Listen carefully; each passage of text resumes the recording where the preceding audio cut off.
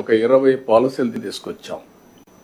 Vision 2047 document తీసుకొచ్చాం. మీరు కూడా విజన్ తయారు చేశారు, జిల్లాలకు కానీ మండలాలకు కానీ మీరు కూడా తయారు చేశారు. ఇందులో ఇండస్ట్రియల్ డెవలప్మెంట్ పాలసీ తీసుకొచ్చాం, MSME policy, food processing policy, electronic policy, private park policy, clean energy policy, semi conductor policy, drone policy, data centre policy, smart policies, green energy, ఇవన్నీ కూడా తీసుకొచ్చాం. ఇవన్నీ కూడా 20-25 పాలసీలు, టూరిజం పాలసీ కూడా తీసుకొచ్చాం.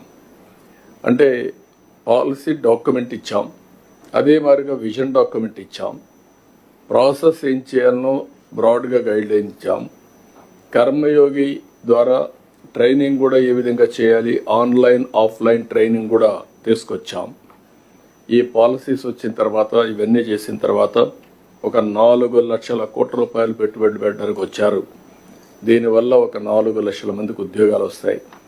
మేము ఎలక్షన్ ముందు చెప్పాం, 20 లక్షల మందికి ఉద్యోగాలు ఇచ్చే బాధ్యత తీసుకుంటున్నాం. ఆ డైరెక్షన్లో మనం ముందుకు పోతున్నాం.